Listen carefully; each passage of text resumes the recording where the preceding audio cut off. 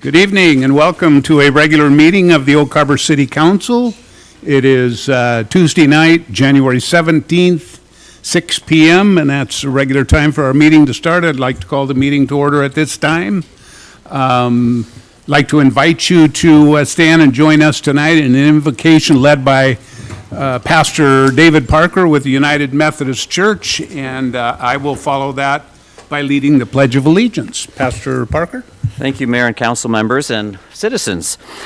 Gracious Lord, as we gather here tonight in the City Council chamber, we pause just to recognize these truths.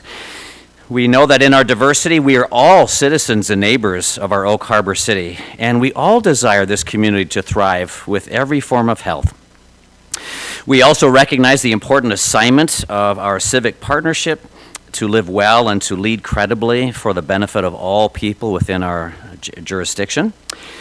And God, we recognize this cherished land and its wonderful resources as an incredible blessing. And yet we also acknowledge that the benefits we derive from our life here actually first belong to the coastal Salish tribal peoples. And to this very day, these unceded lands have been lost to their culture, economy, and people. And so may we be mindful of that and seek ways of righting that wrong as we continue to build and grow a thriving community here. God, as a council and community gathers tonight, may justice and compassion, may humility and commitment be brought forth in all of our sharing and decision-making. Give this community togetherness in its civic life, that citizens and council members alike will all embrace stewardship of and responsibility of helping our community to thrive. And so we just thank you for all the different agenda items that are before us tonight and the sharing. In the coming months of this year, we ask for heaven's wisdom, for healthy and clarifying debate, for civil and partnering conversations that are going to help our council to make the very best timely and important decisions that they can make. So God, we pray all of these blessings through Jesus Christ our Lord. Amen. Thank you, Pastor Parker. Please join me in the pledge. I pledge allegiance to the flag of the United States of America and to the republic for which it stands, one nation, under God, indivisible, with liberty and justice for all.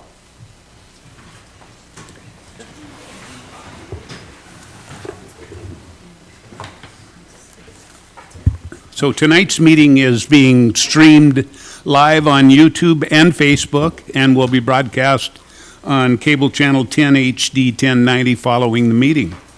Attendees are participating in person and via teleconference. Guests that are included in staff presentations will be excused from the Ring Central meeting at the conclusion of the agenda item as appropriate.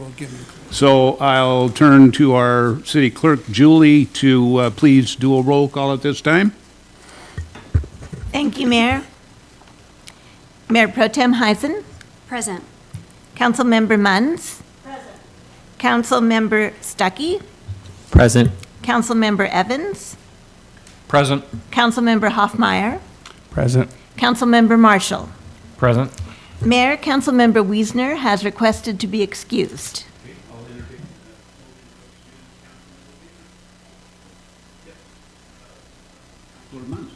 Thank you, Mayor. I so move that we excuse Councilman Wiesner tonight.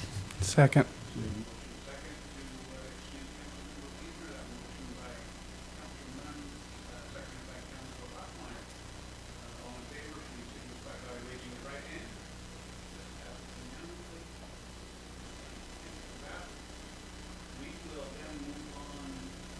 Mayor, you want to make sure your mic's on?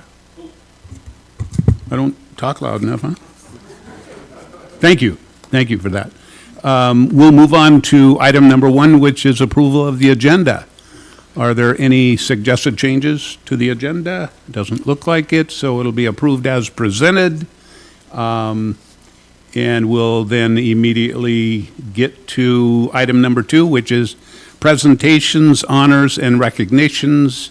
And tonight, for our first presentation, is from our Parks and Recreation Department and our new director, Brian Smith. Welcome, Brian. Hi, thank you. Good evening, Mayor and members of the council.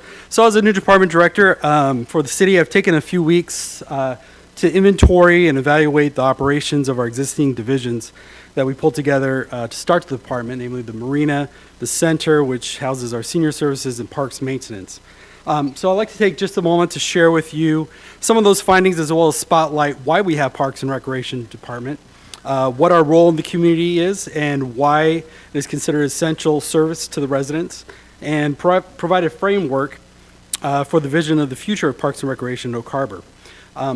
It's very telling to me how many people that I've met in the community over the last several weeks who have come here either for business, maybe they're boating through the area, or here with the military, and then they come back to make this their permanent home, right?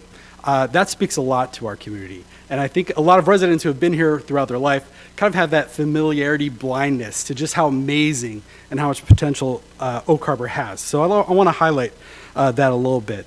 Go to the slide there. So to start out with, outdoor recreation is a lifestyle here. You'll notice our city logo has sails, and it highlights our marina and gives a feel for recreation offerings and leisure lifestyle here in our city, and there's a reason for that. Overwhelmingly, 90% of residents participated in some form of outdoor recreation activity last year. These activities are also the backbone for why many people take trips to the area from out of state, visitors, and regionally. And that 90% really comes from a leftover of changes in people's habits during the pandemic. We saw a 40% increase in outdoor recreation activity during the pandemic, and a lot of those habits have not changed. The 10% aren't actually boring. Usually there is a barrier to participation, or the offerings that they're interested in are just not being offered right now. And so we'd like to, they want more things to do, and we'd like to be able to provide those activities, whether it be a date night, or rather than go off island, have it here in the community, have indoor options, things for kids to do in the winter, more outdoor options, things like that. I'll touch a little bit upon economic impact for Parks and Recreation. So according to the Washington State Recreation and Conservation Office's economic analysis of outdoor recreation, statewide outdoor recreation generates $26.5 billion and creates 264,000 jobs. Additionally, for every dollar spent on outdoor recreation, $1.52 in economic activity is supported for a total contribution of $40.3 billion in the state. That's about 6.5% of Washington's state's GDP. If you go to the next slide. Now, more locally, this is from Island County's Economic Trends and Conditions Report. For arts, entertainment, outdoor recreation, and a similar type of industries, that is the fifth largest industry locally. Parks and Recreation in Island County has about 3,740 acres of parkland and natural areas. The county's priorities is to create better trail systems, provide a seasonal balance on the shoulder seasons for bringing people in regionally into the area, as well as looking at other marketable opportunities that could include fishing, foraging, wine tours, road bike loops, flower farm viewing, different things like that. Island County has a robust artisanal community and are looking for innovative tools and techniques in the county that could support and expand the market for local artists and craft industries and producers. And here in Island County, recreation makes up approximately 5% of the county's economy. You can go next slide.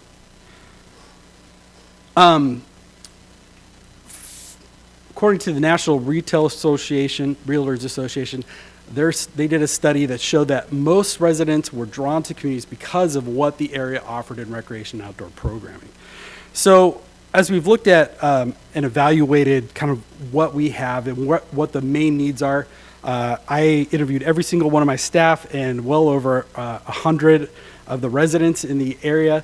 And these were some of the highlights of what I heard. One is we need a lot of amenities. We have a lot of amenities here, and the Parks Board's done a pretty good job of trying to make those well-rounded. But there's definitely room for improvements.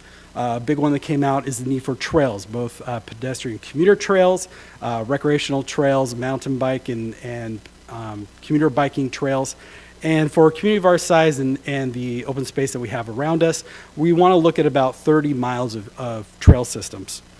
Next slide. Parks. So we have about a decade of deferred maintenance. Approximately $7.4 million of improvements that are needed in our very aging parks. Our parks maintenance crews are using 15-year-old equipment. We have literally a handful of park staff managing all these, and so they're constantly just going around mostly putting out fires. But there is a lot of potential. Parks has a current focus on improvements to our current assets and developing new inventory for outdoor recreation and open space enjoyment.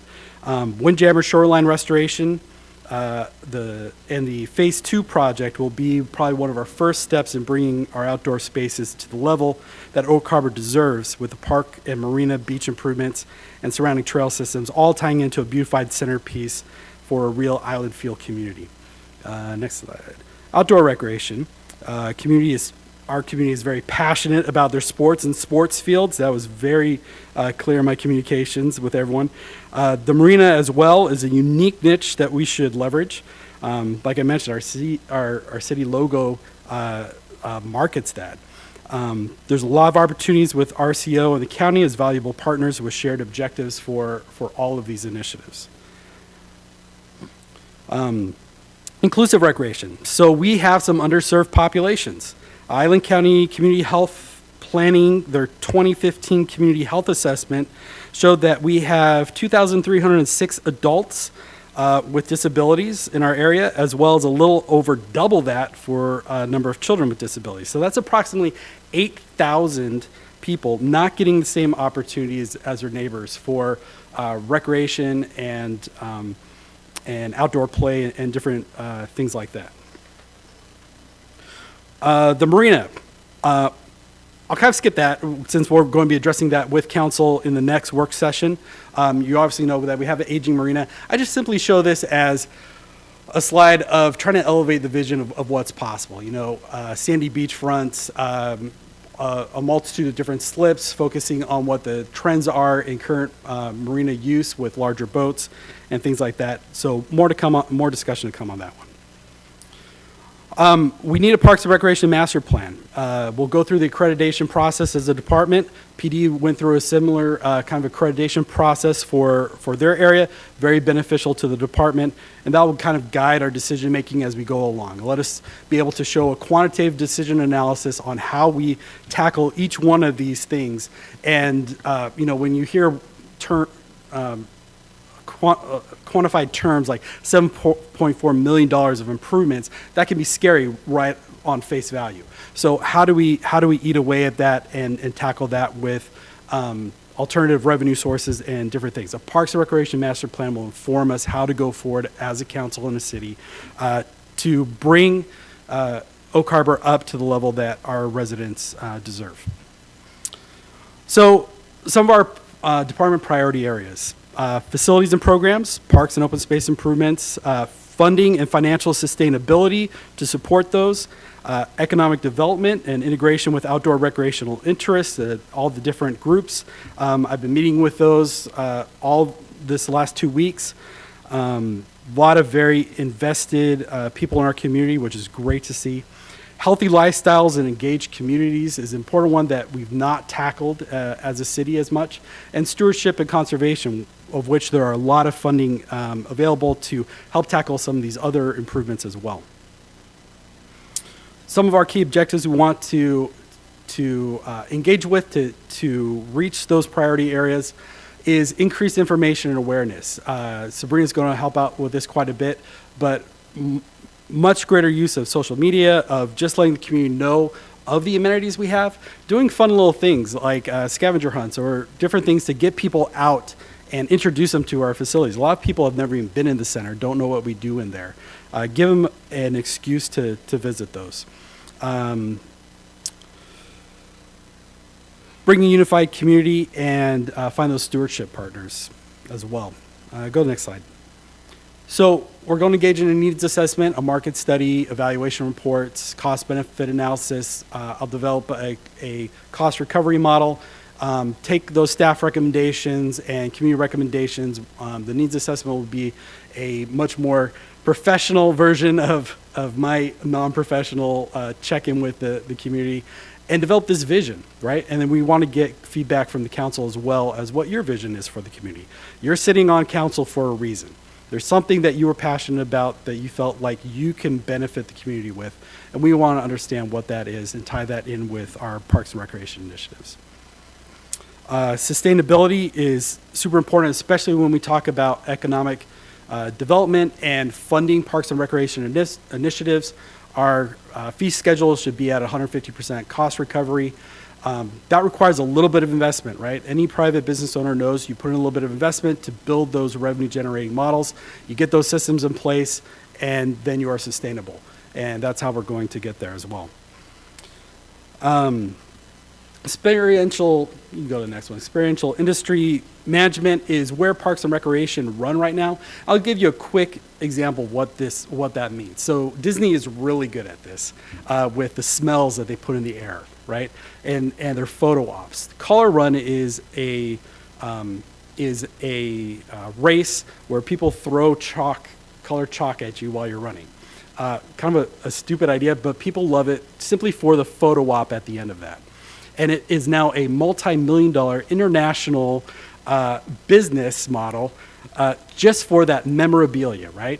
People want to go to places that are beautified and have a fun twist or niche to it and be able to create memories at those places. And Oak Harbor has incredible potential to be that destination place. Go to the next slide. Leveraging technology, we are probably 25 years behind as far as technology goes in ways that we could be more efficient in our systems, as well as have more accountability with our staff, utilizing work order programs, but also helping the community connect with what's important with them, with their fitness goals and different things like that. Go ahead, next slide. All right, so this is where Simply the Best, I was going to cue the mayor for his Tina Turner solo. We'll cut that out because of time. But let me show you a couple examples of what I've done in other communities and a little bit of what my vision is for Oak Harbor. Good. This is a poster I keep on my wall in my office going over all the benefits that Parks and Recreation brings to the community. I want our residents to have pride in what we have here in the community. When they come into the city and they enter through that gateway corridor, they should know that they've entered Oak Harbor, right? They should be impressed in those first 30 seconds that they cross that threshold into our city. So I want to start with that, a sense of pride, and then let every resident feel for themselves and experience some of these benefits. Good. That starts with a communication plan. These are some of the awards that agencies that I've worked with have won over the years. The reason that this is so important is because it tells our story, right? We're really good at documenting the things that we're not doing well on, and the community cares very loudly at us and lets us know where we can do better. But being able to tell our story, tell everything from the maintenance worker and all the work he put into beautifying this garden or correcting safety issues with this playground so children can play safely. Understanding what it is we do as a city and where taxpayer funds are going is super important because it builds trust with the community and makes it easier for us to engage in some of these initiatives that I'm about to show you. Go ahead, next slide. So Provo City was a city I worked at. We had these 3 recreational facilities. It was a small recreation center and pool, very similar to what the Recreation District runs right now. We had a small senior center, very similar to the center, and we had a community center, funny enough, called the center, that we did a few little community programs. They were aged facilities, built in the 60s and 70s. We were patching roofs, patching patches on roofs, and subsidized between all the facilities about $300,000 was being poured into them to keep them running. We demolished all those, built up the community's vision for what is possible in recreation facilities, and we're able to pass a general obligation bond for a new recreation center. This rec center has won awards, but the most important thing to me is that it was sustainable. So after 3 years of operation, we removed all subsidy to the city. It was self-funded. It was not an enterprise fund, but it took no money from the general fund to operate and had excess revenue to be able to do capital improvement projects. Go next one. This is a rooftop concert series, also in Provo. This was the third year we did this event here. Very similar to our music series we do here in Oak Harbor, and it was actually done on a rooftop. We started doing some community development initiatives with local businesses downtown and really marketed it well. It grew too large to be kept on the rooftop safely, and this was the last one I did right before I left Provo City. That might look a little scary, but these are kind of regional events that Oak Harbor has the same population and regional draw for events as Provo City did. Go ahead to the next one. This is the Recplex, Pleasant Prairie, population 20,000. It's smaller than Oak Harbor. This is the largest recreation center in the country. It is an enterprise fund that is self-sustaining and contributes back almost $500,000 to the general fund. Go to the next one. Glendale, Colorado used to be just kind of a stop on your way out of Denver going down Colorado Springs. The council had a vision for finding this niche and what their character is for recreation. They built Infinity Park. Go ahead to the next slide. This was a rugby field and training stadium. Kind of an unusual niche for the U.S., but it worked. And teams from all around the country and eventually internationally came to train here and compete. They had such an influx of tourism and teams coming here that they had to built a $175 million dining, entertainment, and lodging development to support it. Go ahead, next slide. In Glenwood Springs, city I just came from, population 10,000. We built 3 mountain bike trail systems, and just last year won the International Mountain Bike Association Gold Level Ride Center. People come from all over the country now to ride these trails. Good. So it really is not the size of the community. It is what you want to be. It's your vision, right? So these are the things that the community wants from like I said, my not quite scientific polling of everyone, but they want to have that feeling of community, and they want to be able to have that sense of fun, and they want to have pride in their home. Go ahead, next slide. So kind of last, I'll leave you with this. What we're really looking to do is to raise the bar. And we need your vision, and we need your support. And our staff want to feel your support. Council already made a note that, yes, parks need some help, but we'd love to ask for some additional staff. We'll bring a presentation on how we're going to make that possible.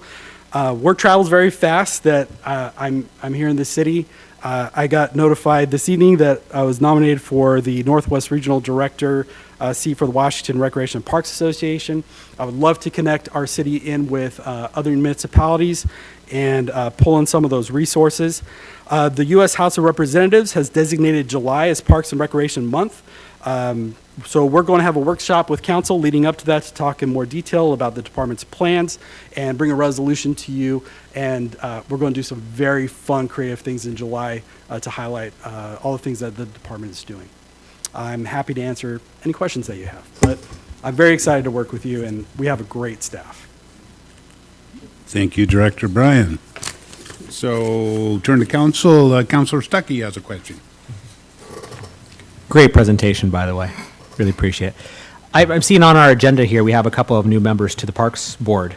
How do you see the Parks Board being utilized? I know sometimes people in our community have an idea for something, but they're not quite sure where to go with that idea. I mean, is that something that the Parks Board is going to help flesh out? What do you see their role in this vision? Yeah, absolutely. So, a lot of times boards and commissions will act sort of as a nodding advisory council. Hey, this is what the department's doing. Okay, that sounds great. That is not what my vision is for the Parks Board. Parks Board is an extension of council, right? So their job is to bring recommendations to you that we have fleshed out with them as staff. We have developed a policy, recommendation for an ordinance, for a update to our code, whatever that might be. Their job is to do the footwork so that you can make informed, good decisions on how to proceed forward. And that's how we're going to utilize them. We'll give them some education. I have a training I do with parks and commissions on what their role is, and what their duties are. They operate off of the powers and duties that council gives them. We'll develop priorities for the year. And then I noticed that council doesn't necessarily always do a regular annual or biannual workshop with the boards and commissions, but I'd love to, if council is agreeable to that, would love to have the Parks Board come and sit down with council and give their recommendations in person to all of council of what they've been working on, what they've been researching, and what they are hearing from your constituents on what should be pushed forward as far as those initiatives go. I hope to never do anything simply because Brian thinks it's a good idea, right? It should be the voice of the community. Any other questions for Brian? Okay, thank you very much. Great presentation.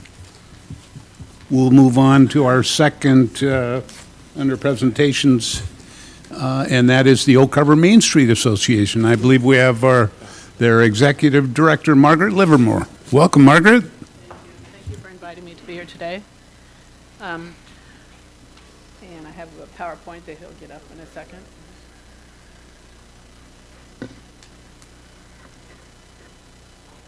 You don't have a solo for Mayor to sing, do you?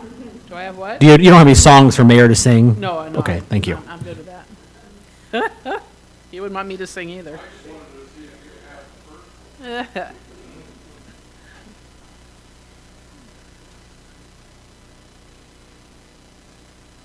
Okay, while he's pulling that up, I'll just give you a little history for those who don't know much about Main Street. We were incorporated in 2014. We became a 501c3 nonprofit in 2015, and then we became a Main Street community in 2016. You can put the next slide up. And I would like to introduce my board tonight. Greg Lanza is the board president. Don Medeiros is our vice president. Melissa McCumber is in Hawaii, so she's not here. She's our treasurer. James P. Morrow is our secretary. And our members at large are Heather Carter, Christy Jensen, and Steve McCaslin. And so we have a great board, and I am the executive director, been since 2021, and then we have a part-time staff, which is Teresa Bisa, who's our marketing coordinator, who does a great job. She also works for Eric at Would Be Weekly. So she's a good person to have on staff. Our district it's a central business district, and it runs from City Beach to Midway, Barrington to Bayshore. And we have 95 businesses in our district, and you can see from the list on the board there that they're very diverse number of businesses, which is nice, and we keep trying to draw more people into the community. We do have some empty spaces that we're beginning to fill, and we have 2 new businesses that are starting, or 3 actually, starting within the next month and a half, so that's really great to have. Next slide. Main Street is based on a 4-point approach through Washington Main Street, and all the main streets in the United States follow this approach as well. We have 4 different committees. Design works on what we have downtown, the built history. Economic Vitality works on entrepreneurs, tries to leverage them. Organization leverages our cultural history, and then promotion, we leverage the engaged public with things that we do. And the next slide is about outreach. That committee is responsible for volunteers and public relations, fundraising, sponsorships, and a membership program, which we started just this last year. This will be a nice, quick presentation for you. Volunteers. I just wanted to give you some pictures of volunteers and how we incorporate people in the community to work on projects that we do. We had a window decorating competition over the holidays, and so we had 3 community members judge all those. We had a fashion show this last fall promoting businesses downtown that have that sell clothing, and we had a wonderful group of ladies who decorated the mall for us, all free of charge. Did a fantastic job. It was a wonderful little event. We try to get high school kids and ROTC and Navy folks to help us with our projects. This one slide is when we were doing our spring clean last year. And then the Garden Club worked with the city and with us to replace all the dirt and the flowers in the pots downtown to make them, give them new life. They'd been there for so long, they were all so crowded and couldn't grow very well. So they did a great job with that. We have volunteers that play music for us. The one gal that's a harpist, she's with the high school.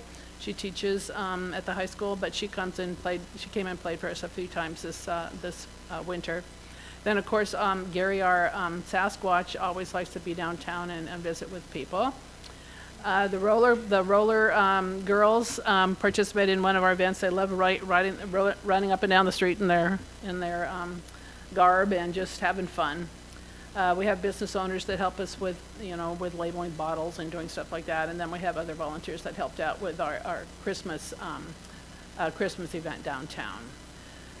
Next slide is public relations. With public relations, we try to work with lots of different folks. The one side is with Macaroni Kids. When we have an event, we try to incorporate her in with her books and all the stuff that she has to offer people. We had a town hall meeting last year to tell everybody about Main Street and tell them about our goals and our plans, and we will have another one this March.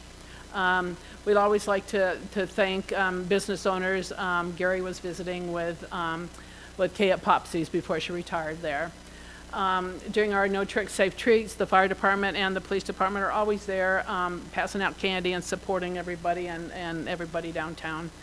The school district we invited with their bus, and they came down and passed out candy. We have our businesses. We'll do food drives for the Help House. We had Buskers on the Corner event this year, and one of the groups that played was raising funds for Click Music for scholarships. And then the Pirates always like to come down and entertain everybody and be down at some of our events. So that was that last picture.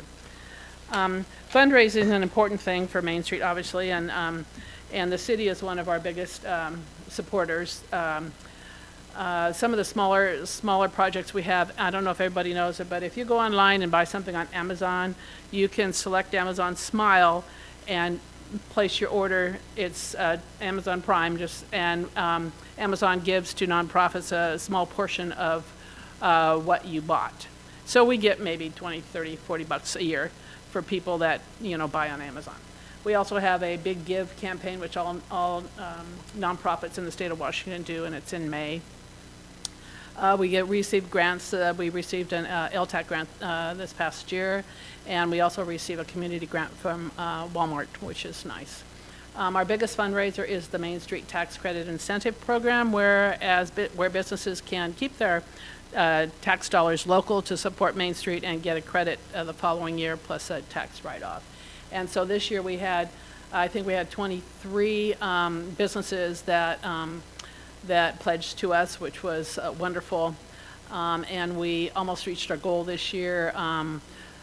We brought in a little over $201,000 in B&O tax pledges. Our goal was, we did reach our goal. We only budgeted 180 this year, and we got 201. But next year, the cap for that is 233, and we hope to reach that. We also have fundraisers like our Sasquatch Walk, which is a taste of downtown, and then our fashion show. And we have a lot of folks and businesses that give us in-kind donations and that are our sponsors and our donors, all those above the people that give to B&O tax. So we have a lot of support from the community. They love what we're doing downtown. Next slide. Oh, this is just in case you don't know how the Main Street Tax Credit Incentive works. For example, say you pledge $1,000 to Main Street. The following year, you get $750 back on your bill for your B&O tax through the state, and $250 of it can be used as a write-off for on your tax return. So it's it's a win-win situation. So the state of Washington is the only state that this allows us for Main Street organizations. During COVID, they raised the cap to $5 million for this program, and there are 38 Main Street organizations in the state, so each organization has the opportunity to raise $213,333.33. And that's because they divided it all up way back, and that's what the number came out to be. The first period pledge goes from January 10th, actually, I think it was the 9th, I have a typo there, until the end of March. And each community has an equal opportunity to raise a little over $170,000. It used to be that 1 second after midnight, everybody fought over all the money and it was gone in minutes. Now it's more equitable with everybody, that we can each get a chance to grab more money. And then throughout the rest of the year, you can finish up with your pledges. And I just at the bottom wanted to show you that in 2017, we brought in through this program 73,000, and you can see we've moved up to 201,000 this year. So we have a lot of businesses that really support Main Street and like to get their tax credit for that. So the promotion committee is every year we produce a walking map of downtown, which has all the businesses, where you can find them, and it has pictures of our event and a calendar. And we put that on the ferry boats. The Chamber of Commerce gives us one of their slots on their certified folder rack so that we can put it on the ferry boats, and we pass it around out and about on the island so people know what's going on. And then some of our retail promotions, every year in January, the last Saturday in January, we have Warm Your Soul with a Winter Stroll, and that we encourage community to come downtown. Just meet up with some of your favorite businesses, get a warm drink or a cookie or something like that, just to support them and let them know that you all care about them. We have an art walk in February. Fidalgo, the Fidalgo businesses up on Fidalgo always love to, they have Fidalgo Fridays to encourage people to come down. This last year we had a wellness walk to kind of promote businesses that are in the health and beauty sector. We have the fundraiser Sasquatch Walk, which promotes restaurants downtown. And then during the holidays, we have our Green Ticket Cash giveaway, which this year we passed out over 25,000 tickets, which equated to about $500,000 in sales downtown in a month and a half. So that was really great community support. And then we work with Would Be Weekly, and we have a historic downtown ad page that we put in there. And this in January, we just had a thank you for the community for downtown. Next slide. We have special events that happen also. We, in April, I think this year it is, we do a spring clean. We clean up downtown, and Brian Stuckey got a head start on it. He cleaned up some of the graffiti that was put on there, which we hadn't had for a number of years, which was really nice. But we have an Easter egg hunt for the little kids. We have a vintage market downtown. We started the buskers on the corner last year at our pop-up plaza. And for every Friday from June through middle of September, we have music on the corner for about an hour and a half, which is really fun. We do the No Tricks, Safe Treats, which the kids love downtown. We decorate downtown with our toy soldiers. People adopt them, dress them up, paint them, and put them out. And then this year, we had a parade for the first time since COVID started, and we had the biggest crowd I've ever seen in my life. I mean, I was just totally shocked. And so it got us thinking, and we're going to have it bigger and better next year. We're going to have a bigger parade, and we're going to have it earlier so that it's light so everybody can see. So we're working on that so everybody can come and have fun downtown. And then we've started our working on our fundraiser for this next year, which will help fundraise the Serendipity Lane project. It's a Wine Bites and Brew, and it's going to be March 25th at the Yacht Club. Then our next committee is our design committee, and we offer facade grants. You can see a before and after for last year. It was awnings in front of a couple of stores downtown. The awnings were really beat up. And so we gave them grant money to put new awnings up. Main Street has put all the lights on all the buildings downtown, which look great. We still have a few glitches that we're working out. The little lights on the trees Main Street put up, which in the next year or so we're going to take all down and redo because they've reached past their prime. We've also worked on the banners, Serendipity Lane, Archway, and then the Beaksman Park sign that the city helped us install. They also work on public spaces, which is, as you all know, our pop-up plaza. It's a beautiful place. We've had no vandalism and have no problems except for somebody put a tent on the stage last week, but they were moved shortly along. But we utilized, public spaces. We had a chalk art for the kids. They could color on the sidewalks. And then we had the Shifty Sailors sang for us one time, and we had kids from the high school come and play as well. The next slide is our biggest project that we're working with the city on. They've donated ARPA funds of $100,000 toward the project, and we need to raise another $100,000. I have a grant in for T-Mobile, hoping we might be able to get money with that, and then we want to start a plaque project to help fundraise. And that's a real important walkway that connects Pioneer Way to Bay Shore, because it's kind of ugly down there, and it'll be a pretty little walkway. People will know that you can go from the beach up to shopping. And economic vitality leverages all of our entrepreneurs, and I have a list of new businesses that came into town. You can see that there are a number of ones at the top that came in. There's some that relocated to different places. We have a couple that are coming in. Actually, we have 2 coming in soon and 2 more coming in a month. And we only lost about 4 businesses last year, which wasn't bad at all. I think they just, 2 of them retired, and the church moved on, and Kingston Welding moved on as well. So I think we're having a great time downtown. You can read our accomplishments from last year. We have a new website. We started a membership program. Our B&O tax sponsors and supporters have gone up. We are working on a new fundraiser. For the promotions committee, we're really excited about creating more things to happen downtown. Design committee is working on the Serendipity Lane project and more facade grants, and we're going to finish, and the perimeter lighting. And then economic vitality, we're encouraging, we're going to be working on business bites for businesses and investigating the leakage report. And then for our goals for next year this is just the next slide. We want to really get working on with the city to get the Serendipity Lane project done, expand our buskers on the corner, fill up our empty spaces, get more members, and we want to work with the city on beautification maintenance. So I want to work with the new Park and Rec fella so that we're not overlapping what we do, because we in the past we've hired a maintenance person to come and prune and landscape downtown, and I know the city's working on that right now, so we don't want to duplicate things, so we need to work together on that. We're going to hand out $20,000 in facade grants this year.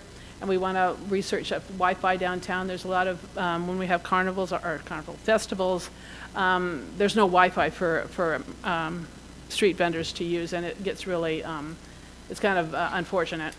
And then we want to work with businesses on trying to standardize business hours during at least the tourist season. So that's what I have. Any questions? Thank you, Margaret. Turn to council for any questions. Yes, Councilor Munns. It's not a question, but during music festival, and we anchored out in the thing, and seeing all the lights on top of all the buildings looked really sharp and special. It was a really nice touch to see from the waterfront, because the city almost looks like an amphitheater as you go up, and then you see the old Navy housing. But that is something that really struck us on how beautiful that was. Oh, thank you so much. Yeah, we're going to work on Fidelgo this year to get that done. And anyhow, thanks so much. Okay. Oh, Councilor Marshall has a question. Thank you, Margaret, for the presentation. You guys are doing a fantastic job with Main Street. On the 2023 goals, what's the business bite? It's with Steve McCaslin. We had started this last year. It's small business informational lessons, or right, he could probably explain it better than I, but just to help businesses with certain little things that maybe they don't know about, and it can teach them about certain aspects of running a business. Is that pretty much? Yeah. Councilor Stuckey? As you know, we do have a new economic development person. Perhaps you're familiar with them. Not sure. Yes. How do you see Main Street working with that individual who might be here, who could also comment if they wish? I think it's going to be great. I mean, we need to work together to figure out how to encourage new businesses to come to town and how to create a business package, a new business package, I guess, which you explain. What do you have to do when you want to start a business? I mean, what are all the list of things, and not 3 different answers from one department. You need all ducks in a row so people can come in, start a business, and not have to spin their wheels so much. And then just he can help with figuring out what sort of businesses we need to come, or help us create, reach out to different businesses. I think we can work well together and with creating a wonderful, not just downtown, but the whole city. Yeah, it is. Councilor Munns? Thank you, Mayor. I know that the chamber in the past has had some workshops on if you're new or want to start a business, are there ways that the 2 entities can work together? Yeah, that's what we're So we're not doing. repeating? Yeah, that's what we're doing. We're working with the chamber, and we're going to have them at the chamber. To my knowledge, it had been working really well, but I didn't know that the 2 were working, so that's great. Yeah, we're gonna start working on that together. And the chamber is wonderful. Maggie's a wonderful addition to the chamber as an ED, and we're gonna work really well together, I think. Well, you're doing a marvelous job. I was there when we dedicated Serendipity Lane, and just so many things when you walk downtown. And the occasional mystery person that decorates the assembling ducks and the mermaid. And it's just fun when you see those things happen. And I know the rest of the church has come down into downtown and stuff. And so it's neat to see businesses just off that main street kind of pull it back up there.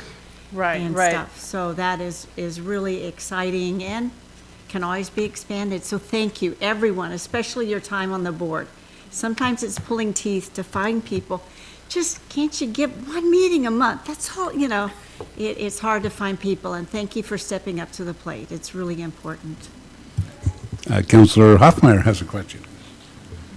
Yeah, Margaret, hey, thanks for all you do. I told you last year, how impressive it is with the success you have with everything that you're a part of. And, just as I said last year, I really mean that. I go back, 11, 12 years ago, and I know you, I know Christy Jensen, I know Dr. Don, there's probably others that had a front row seat from then on.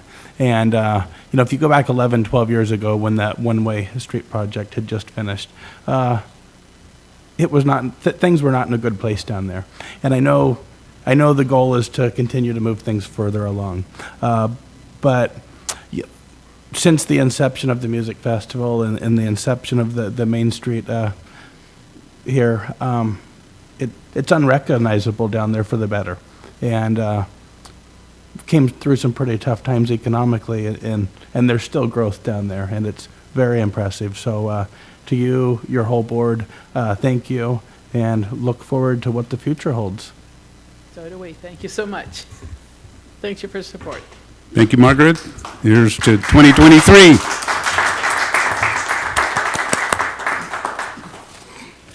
Okay, we will move on then to item number 3 on our agenda, which is citizen comment period.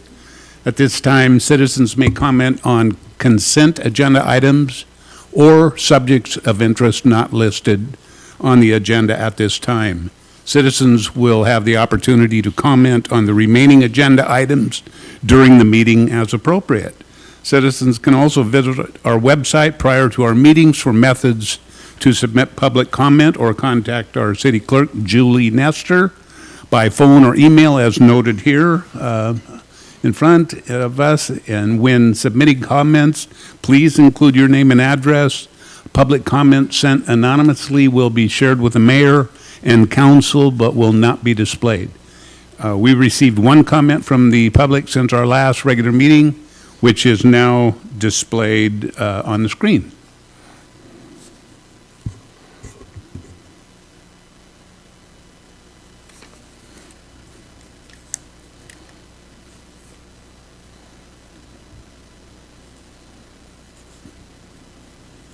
Okay, with that, I'll ask if there are any members of the public present who wish to speak to items not listed on the agenda or on the consent agenda?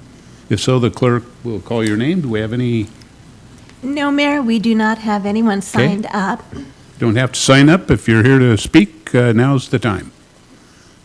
Okay, I guess we're not going to have a rush to the microphone. Thank you. Thank you. And I don't mean thanks for not rushing the microphone. With that, we'll call the citizen comment period over.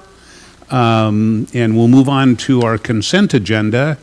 And staff has presented the listed consent agenda items, all of which were included in the meeting packet. I'd like to note that we have a couple of those appointed to boards and commissions that might be here with us this evening, and I will acknowledge them or give them a chance during the comments. Are there any objections or changes to the consent agenda? Okay, seeing none, the consent agenda will be approved as presented. Whoops, what did I miss? No. Okay, you're just. Give a thumbs up to our center director. Okay, there you go, again. Okay, so the consent agenda approved as provided, and for the, for those that are appointed, do we have any present tonight? Do you happen to know, Julie?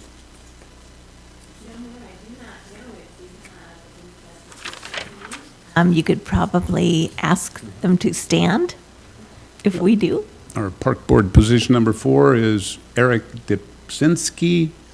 Appointment of park board alternate Tom Jones. Appointment to the salary commission position 4 is Anthony Mendel.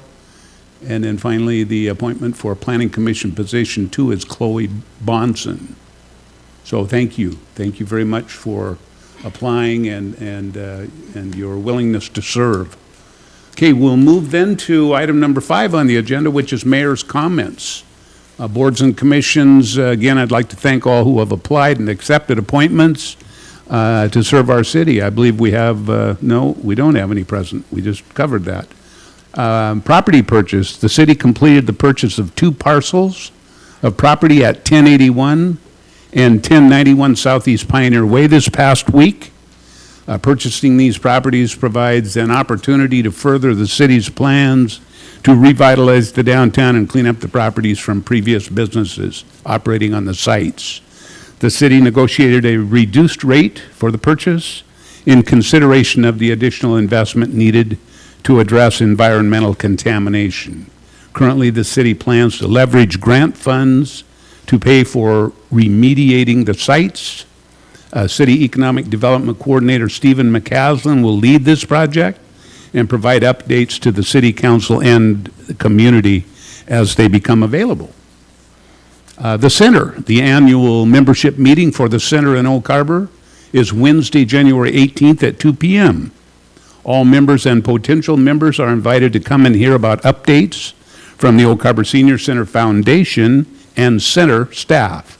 You can meet Brian Smith, the new City of Oak Harbor Parks and Rec Director, who we heard from earlier this evening. Come share your thoughts and ideas for programs and services at the center. We want to hear from you. Salmon rearing program. The Oak Harbor Marina will once again get their little baby juvenile salmon from the Department of Fish and Wildlife. These little babies are arriving on January 19th. I think we're going to get 30,000. I don't see our marina director here, but we got 30,000 last year. We raised them in 2 pens for several months. You get to watch them grow from, an inch or 2 to a foot or so when we release them. It's fun time. We welcome the public to come down and help us feed them. It's great. This is the 2nd year now that we've done this. We used to do it in the past. We started over last year. You can see the pens that we have that we raise them in. It's kind of fun stuff. We let them go and they can go out and try to avoid the salmon or become salmon or try to avoid the whales and seals. And then they'll come back to see us. Those that make it back, they'll come back in a couple of years. So these are arriving midday on the 19th. Yep. So king tides, another king tide event is expected in the coming week, with tides estimated higher than 13 feet on Monday and Tuesday. Citizens can help to minimize flooding prior to the high tides by clearing leaves and debris from storm drains. If you live on a street where there's a storm drain, you see some leaves on it, help us. We try to clean them off. We don't get them all. They come back pretty quickly sometimes, so that'll certainly help us. And it's coming back Monday and Tuesday for a couple of days. Finally, tree collection. City crews will pick up Christmas trees. Christmas trees. Doesn't seem like it's, well, it seems, anyway, okay. During yard waste routes this week of February 6th through the 10th. That's a true story. If you've still got a Christmas tree, we'll pick it up. You must place the tree in or near your yard waste cart on your usual pickup day. So the week of February 6th through the 10th. And with that, I conclude the mayor's comments. I'll turn to city council. Anybody, council, any comments? I took the wind right. Oh, yes, Mr. Hoffmeyer. Still trying to get caught up with the Christmas tree idea there. Throw us all for a loop. Yeah, real quick, I just wanted to point out, our state legislature is back in session in person for the first time in quite a while, so that's kind of cool.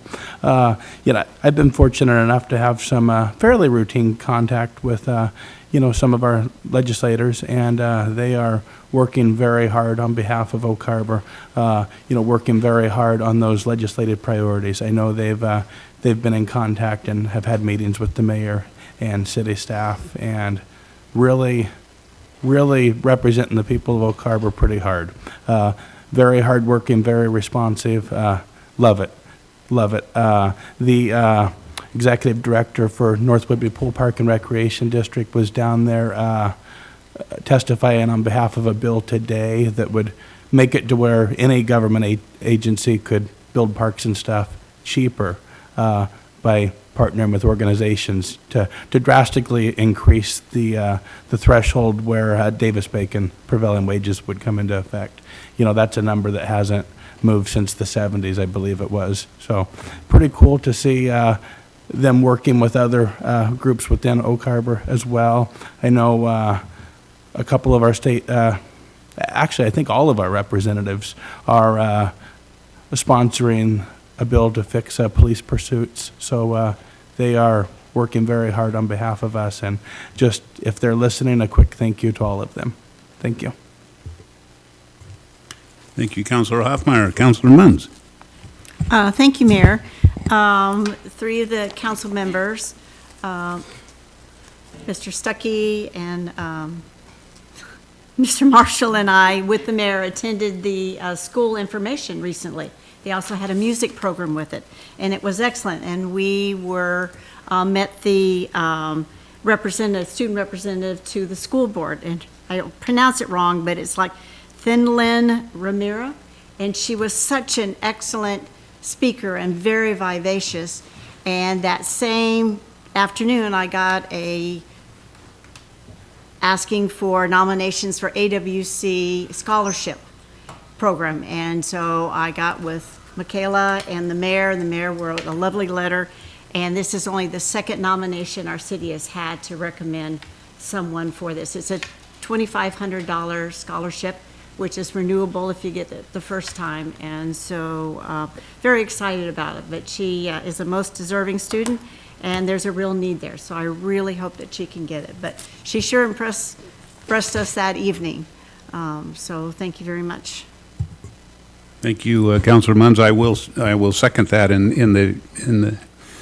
There were a lot of people that got the microphone that night. I got it for a short time myself, but when she got the microphone, she looked like another person either on city council or acted like certainly she was not going to high school. And so a very impressive lady and young lady, and hopefully we can get some help from her for her future endeavors.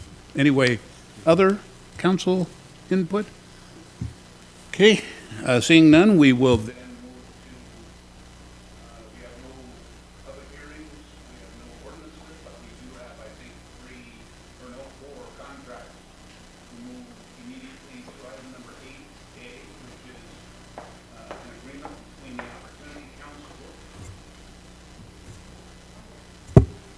Okay. Agreement between the Opportunity Council and the City of Oak Harbor for low-income utility payment assistance. And for this, I believe this evening, we have our Finance Director, Mr. David Goldman, to present with Utilities Office Manager Ryan Kinker. So I'll turn to, first off, to Director Goldman. Thank you, Mayor. So I've been working with staff on this item, and Ryan Kinker is available to present the item.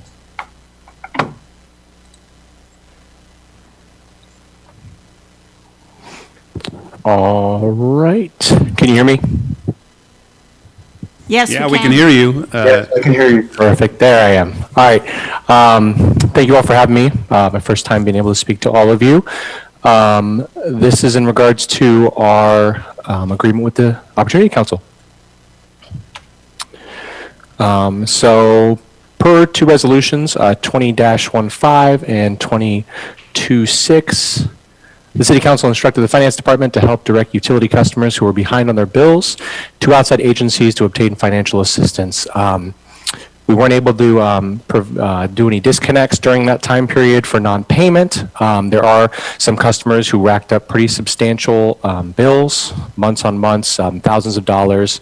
So that was a very unique challenge to have to find solutions for. Opportunity Council is one partner that we found that was able to help us with that.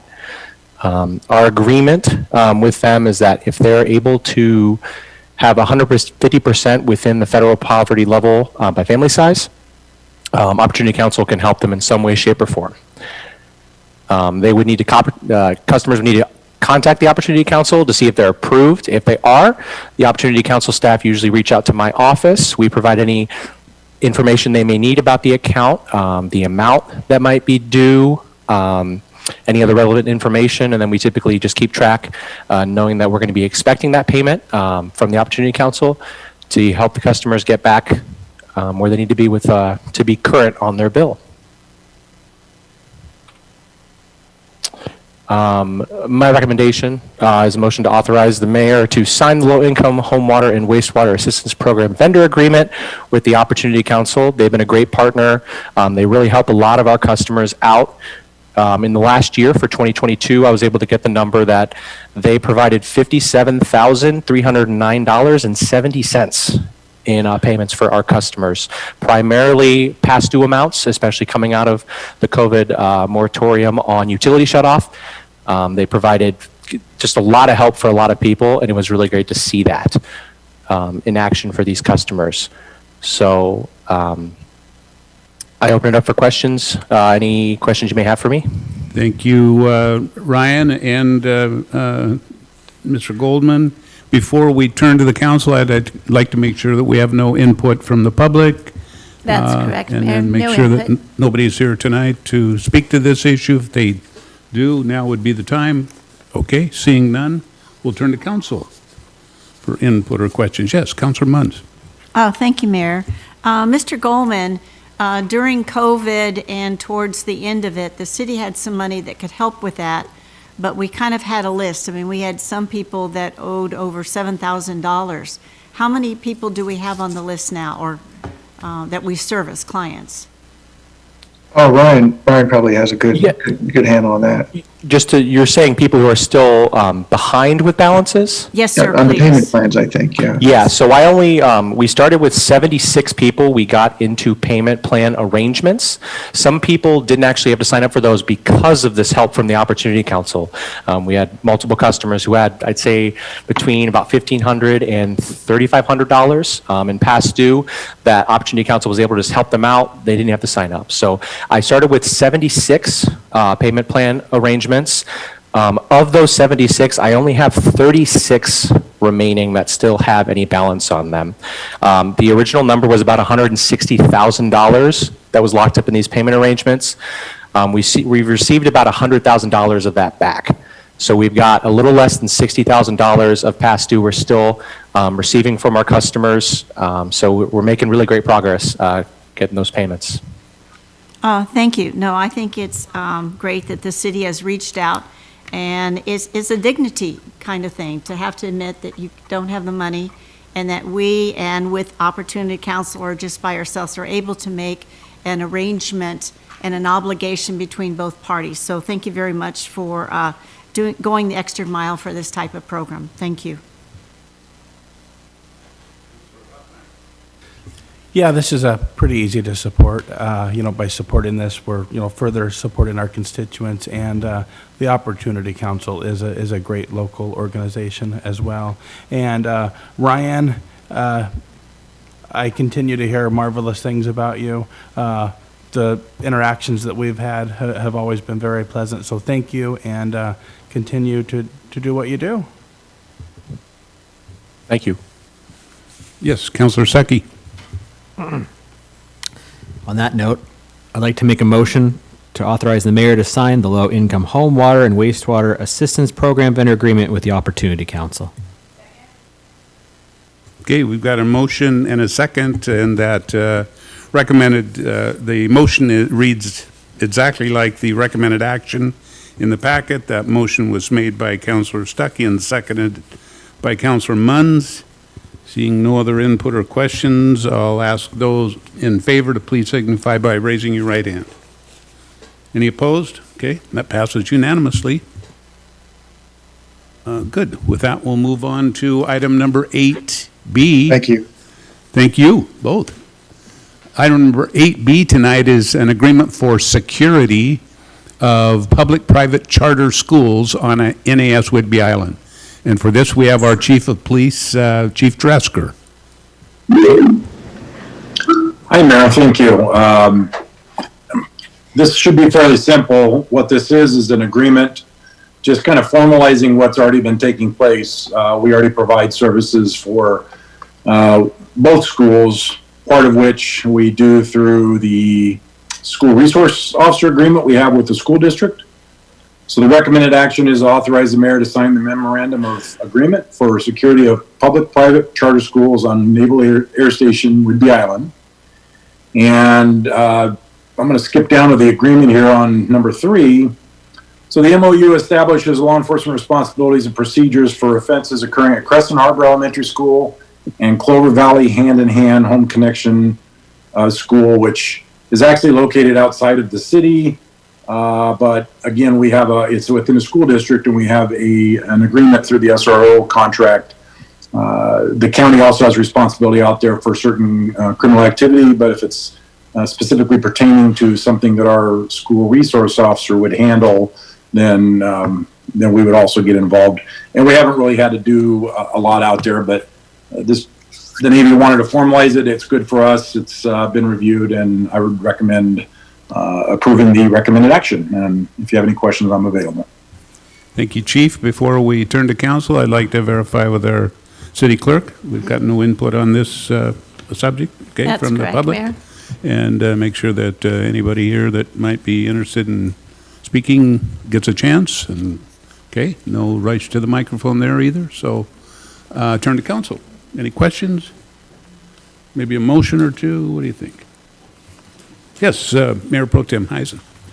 I move to authorize the mayor to sign the MOU for security of public-private charter schools on Naval Air Station Whidbey Island. Second.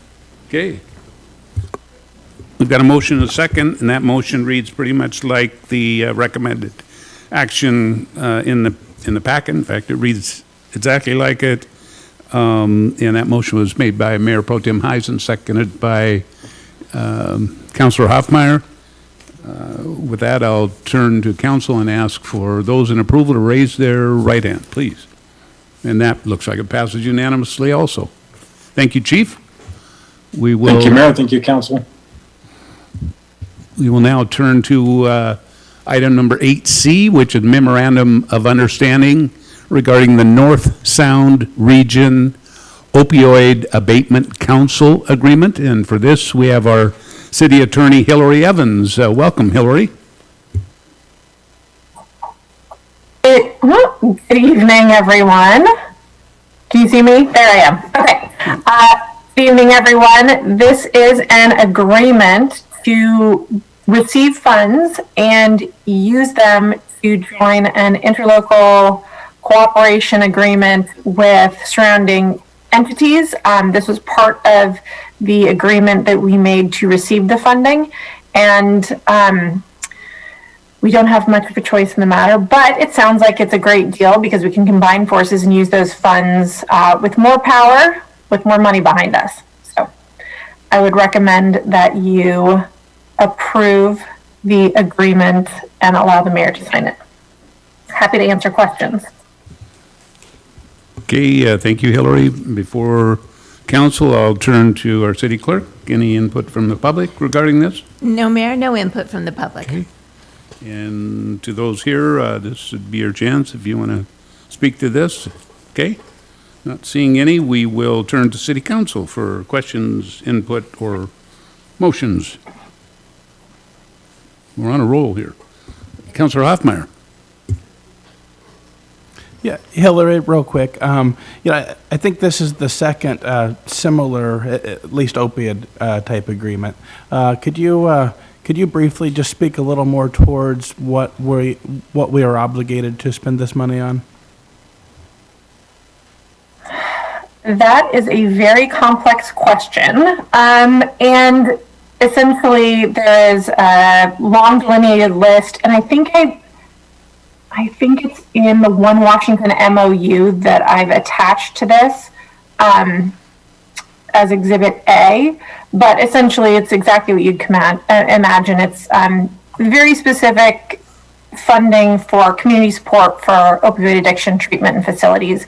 And what we're asking you to approve is joining the North Sound Regional Opioid Abatement Council, which is something that the county spearheaded and which is required under the One Washington settlement agreement that authorized the funds to come to us. Essentially, part of the agreement states that we will join into these regional groups to essentially consolidate funding. And I think the purpose was for smaller organizations to have, like I said, a little more power. If you can imagine smaller entities, even smaller than Oak Harbor, are getting such small amounts of money that it's really hard to make a significant impact without these larger regional groups. So this agreement would allow us to join forces with others and be more strategic in the way we spend. And I believe prior to any, earmarked or authorized spending, we'd come to you with a list of opportunities and possibilities, but we're not there yet. Yeah, Hillary, I can kind of further a little bit of that, and I think our finance director knows probably where it is in the agreement. I certainly see it. The only issue, or the only way we can spend it locally on our programs is we can do some training related to opioids for our police department. And our goal is to use as much as that we can for that area. And the rest of it's running programs that we'll have to kind of coordinate with the county on, and also coordinate with this regional body on spending the money, because we want to make sure we do it within the compliance. And our finance director, do you have anything else to add to this? I think you guys pretty much covered it. Okay.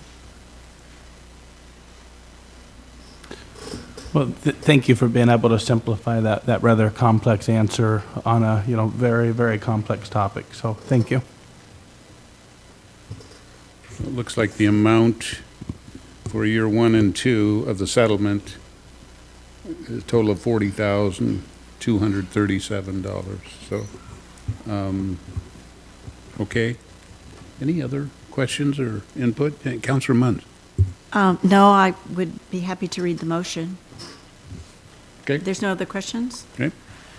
I recommend action to authorize the mayor to sign the North Sound Regional Opioid Abatement Council agreements as part of the One Washington Opioid Settlement Memorandum of Understanding, allowing the city to participate in the North Sound Regional OAC and continue to receive annual installments from the settlement. Second. Okay, got a motion and a second that reads exactly like the recommended action in the packet. That motion was made by Councilmember Munns and seconded by Mayor Pro Tem Heisen.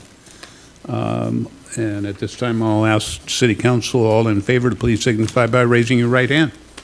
Any opposed? Okay, that passes unanimously, it looks like.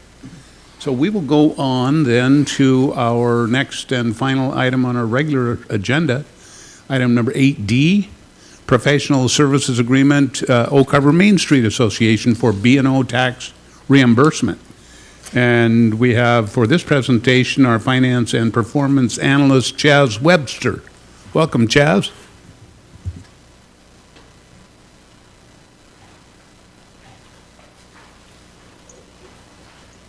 Okay, let me get my video started as well.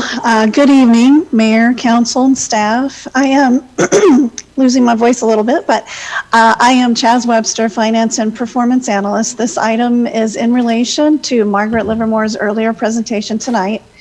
We're seeking council approval of the 2023 Oak Harbor Main Street Association Professional Services Agreement.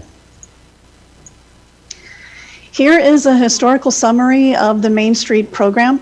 The Washington Main Street Tax Credit Incentive Program is a state program implemented in 2005. The program provides a tax credit against the city's excise tax filings for contributions given to eligible downtown organizations. The city chose to participate in the program as of 2015 per Resolution 15-44. Following the resolution, once a permanent board of directors and executive director are appointed, the city will consider the execution of a professional services agreement. Here are the program rules. Once the contribution is approved by the Department of Revenue, the organization making the contribution is eligible for 75% of the contribution to be applied to the following year's excise taxes. The program is only available to Main Street associations in cities or towns with a population of less than 190,000. Effective October 1st, 2021, the maximum annual contribution to each Main Street association increased to $213,333.33 from $133,333.33, which equates to $160,000 increased from $100,000 in tax credits. Also effective October 1st, 2021, the statewide cap increased to $5 million from $2.5 million. The available $5 million in tax credits are divided evenly by the number of Main Street associations in the state. And provided on the slide is the URLs for frequently asked questions and the special notice of those changes made effective October 1st, 2021. Per the terms of the Resolution 15-44, the city enters into an annual professional services agreement with the Oak Harbor Main Street Association. The professional services agreement includes the scope and schedule of work, terms of payment, and the independence of Oak Harbor Main Street Association, among other items. Our last PSA was dated January 18th, 2022, and that terminated at the end of the year. For 2022, the city contribution was $95,000, which equals a tax credit of $71,250 to be used in 2023. And as mentioned in a previous slide, that maximum contribution is set at $213,333.33. The city's potential contribution for 2023 is also up to $95,000. And our other potential contributions from other organizations is $118,333.33. And the city will reduce the contribution if the organizations contribute more than the $118,333.33. So staff recommends approving the professional service agreement with Oak Harbor Main Street Association for 2023. Thank you, and let us know if you have any questions. Thank you, Chaz. Before I turn to council, I want to verify there's been no input from our public or questions. That's correct, Mayor. Okay. No input from the public on this Okay. item. And we definitely did hear from Main Street earlier tonight, but this would be a chance for no additional comments needed at this time, I don't think. So, good. We'll turn to council. Councilor Evans. I'm very familiar with the Main Street Association, and Margaret, I really do appreciate everything that you do. And if it's okay with council, I'd like to make a motion. It is recommended, I'd like to make a motion to recommend the city enter into a professional services agreement with the Oak Harbor Main Street Association, consistent with Resolution 15-44. Second. Oh, Better give you that got one to it, Eric. yeah. We Eric got gets a it. motion in 2 seconds. That motion was made by Councilor Evans. I'm going to give that second to Councilor Marshall. And a motion was recommended that the city enter into a professional services agreement with the Oak Cover Main Street Association consistent with Resolution 15-44. Seeing no other questions or input, all in favor signify by raising your right hand. That passes unanimously. Okay. Thank you, council. Thank you, Oak Cover Main Street. Thank you. Look forward to a great 2023, and yes, thank you, staff. Always, thank you, staff, for lots of work. Okay, at this time, our regular agenda items are over. The council will take a short break and then move into executive session to consider the selection of a site or the acquisition of real estate by lease or purchase as pertains to price per RCW 423110, Section 1B, and to discuss with legal counsel litigation of potential litigation per RCW 423110. The anticipated duration of the executive session is 30 minutes. Action may or may not be taken upon the return to open session here, which will follow this executive session. So executive sessions are not open to the public, and we'll see you in about 35 minutes, hopefully, or we'll... Yeah. You don't... So we'll start that at 7:25, executive session.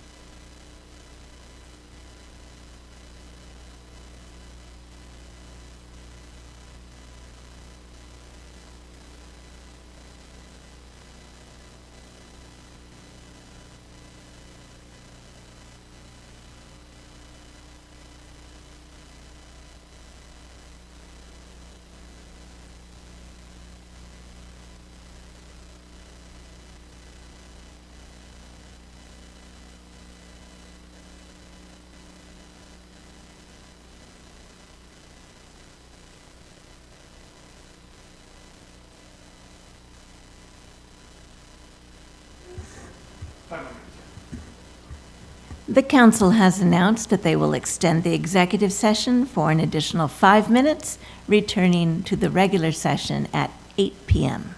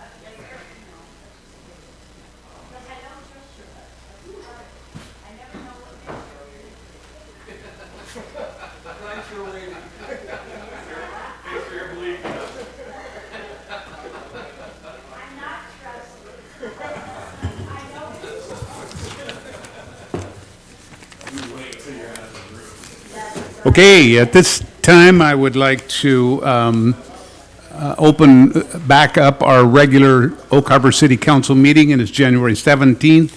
We have been in executive session for the last 35 or so minutes. No decisions were made during that session, and I don't believe there's any additional city council business to be discussed unless any of you do, and at this point, I would entertain a motion to adjourn. Motion to adjourn. Second? Got a motion second. All in favor, signify by raising your hand and waving goodbye. Okay. Thank you.